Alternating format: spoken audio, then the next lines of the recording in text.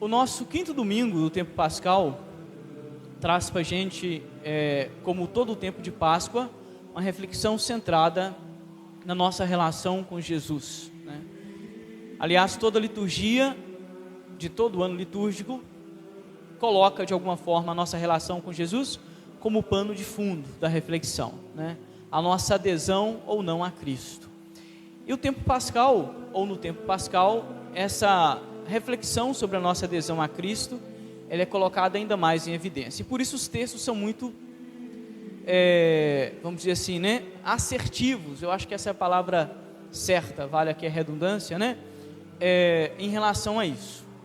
Hoje nós temos 3, 4 textos que vão falar dessa relação, mas eu queria destacar uma frase, ou pelo menos algumas passagens, alguns versículos de cada um deles, para a gente poder, né, fazer a nossa reflexão e que essa reflexão possa servir como orientação ou a nossa nutrição espiritual durante a semana, né?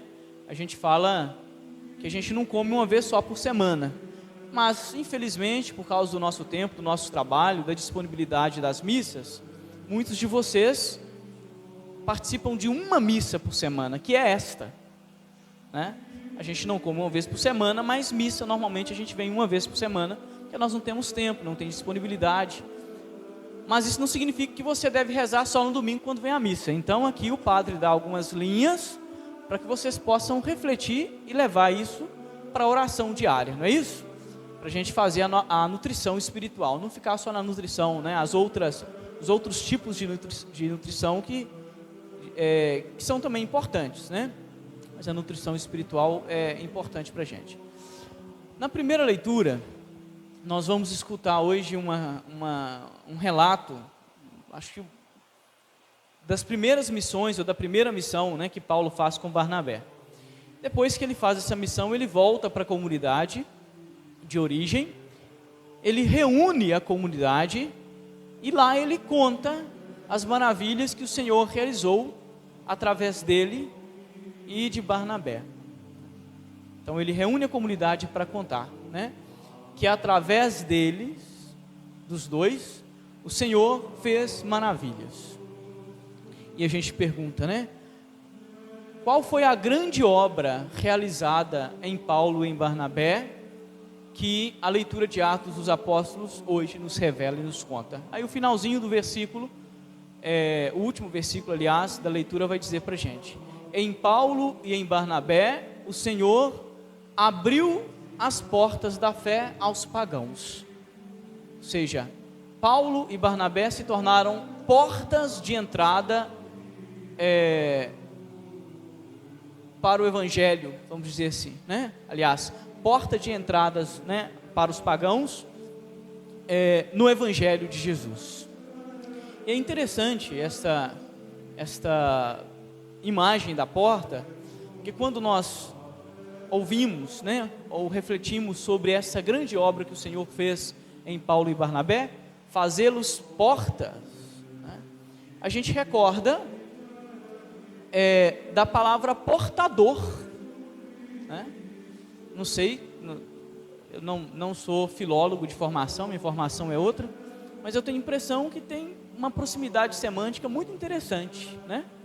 Porta e portador. Portador é aquele que permite que algo passe através dele, não é isso? E a nossa vocação batismal é a vocação de sermos portadores, de nos tornarmos portas. Aliás, Jesus, junto com a parábola do bom pastor, ele vai dizer que ele é a porta pela qual passa as ovelhas, né? E vai dizer: o ladrão e o assaltante passam pela janela, não é isso? O fiel passa pela porta, que é Cristo. Olha que interessante, em Paulo e em Barnabé, o Senhor se faz presente aos pagãos, eles se tornam portas. Então a primeira leitura de hoje talvez coloca para a gente uma pergunta direta, que é: eu sei que vocês têm aberto portas por aí, que tipo de portais vocês têm sido? O que é que vocês têm portado? Bênção ou maldição? Vocês são portadores e portais de quê? Através de vocês passa o quê? O que vocês permitem passar através de vocês? Que essa é a ideia da porta, não é verdade? Vocês são portais de salvação? O que vocês portam? Graça, desgraça? O que vocês portam? Que tipo de porta vocês têm, né, aberto? É uma pergunta interessante para a gente, não é? De repente a leitura deste texto de Atos nos coloca diante de uma reflexão fundamental para a nossa fé. Nós temos sido portadores de quê?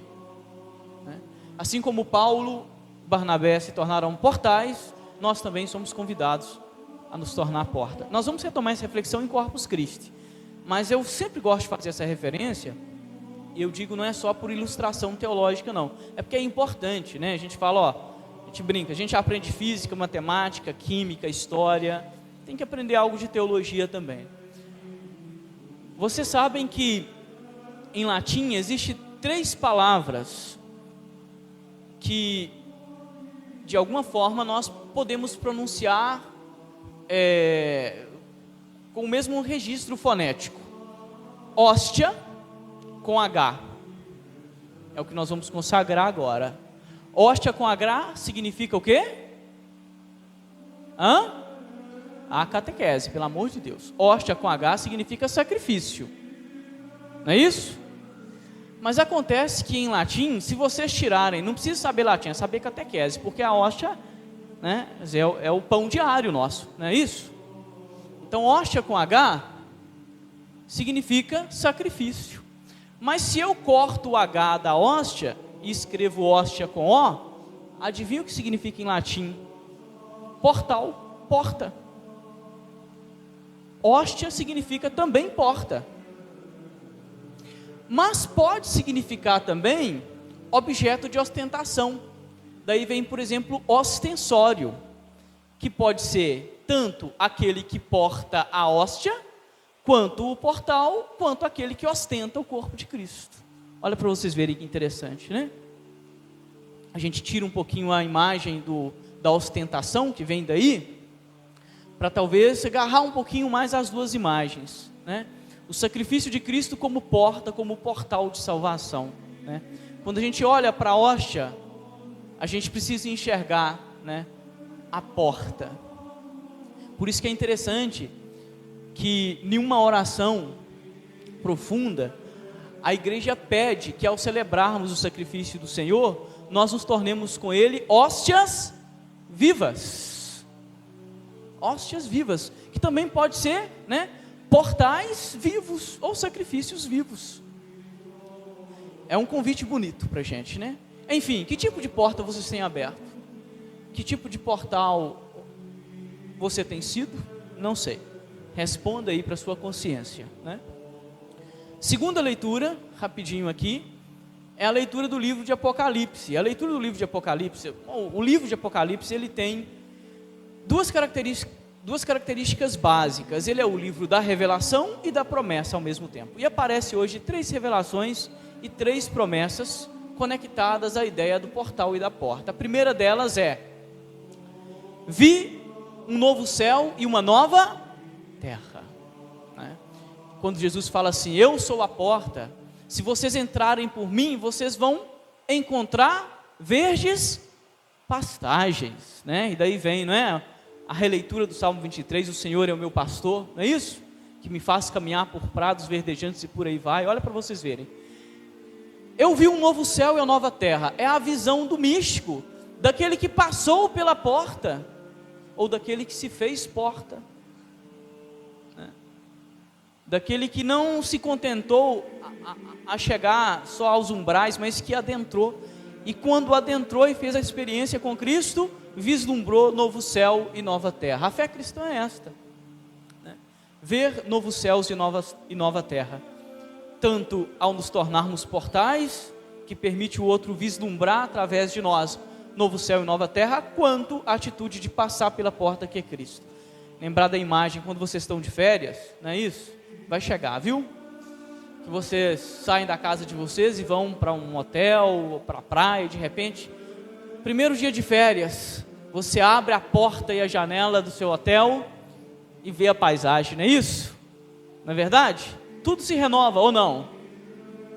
Essa experiência que nós podemos chamar de alguma forma de uma experiência mística, né, mais cotidiana, porque é a experiência da contemplação deveria ser a experiência comum para o cristão. O místico é aquele que é capaz de ver coisas novas em realidades velhas. Por isso não existe tédio para o místico, porque ele está sempre em travessia, ele está sempre passando pela porta, ele nunca está estagnado, e por isso ele sempre encontra novo céu e nova terra. O contrário do místico é o tedioso. Não existe tédio para o místico, justamente porque a experiência de Cristo o faz vislumbrar sempre coisas novas, não é isso? Isso é tão interessante para a gente, né? Muito interessante, né? A experiência do tédio é a incapacidade de se encantar com o cotidiano. É isso que é o tédio, a incapacidade de se encantar com o cotidiano, né? A incapacidade de ver coisas novas. Segunda promessa do Apocalipse, o Senhor veio fazer morada entre os homens. É uma promessa que já está realizada, né? Quando a gente fala, e o Verbo se fez carne e habitou entre nós. E a terceira promessa que aparece, conectada à primeira, é: eis que faço nova todas as coisas.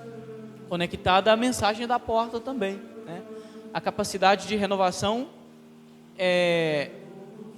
que tem o Evangelho, né? Que tem esse itinerário do Evangelho, esse passar pela porta, esse constante marco da contemplação que é proposto para a gente o tempo todo no Evangelho e proposto para a gente o tempo todo nessas leituras. Por falar em Evangelho, né, eu falei que ia dar pincelada sobre as leituras, então estou ressaltando alguns versículos, né, para a gente poder refletir. Quero terminar com uma reflexão do Evangelho, também bastante específica, né, não está tão coladinha a reflexão da porta, mas importante para nós também hoje. O Evangelho de hoje nos dá uma pista muito interessante sobre como reconhecer um discípulo. Nós reconhecemos as pessoas à nossa volta de duas formas. Ou nós as reconhecemos pelo que elas vestem.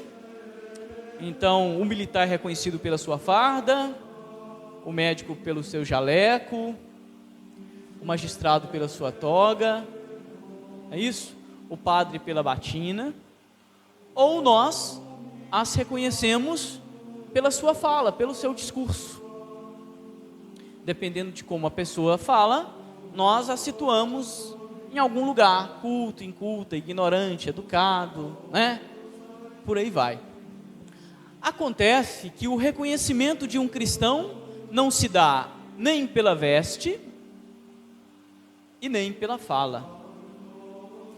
Não é porque eu estou bonitinho aqui usando a casula de Santa Rosa de Lima que eu sou um cristão verdadeiro. Não é porque você frequenta a missa que você é um cristão verdadeiro. Tem muito hipócrita e muito canalha frequentando igreja. E tem muita gente fazendo da Bíblia amuleto, ou não? Sim ou não, gente? Se você pensa que não, você é muito inocente, deveria ser santificado já. E também não é um discurso, não é porque o padre está fazendo esse discurso que necessariamente eu vivo aquilo que eu prego. Tristemente, né? Não é assim também? Como que a gente identifica um cristão? Jesus hoje vai dar uma pista muito direta para nós no Evangelho. E essa pista tem a ver com o bendito mandamento. Mandamento o quê?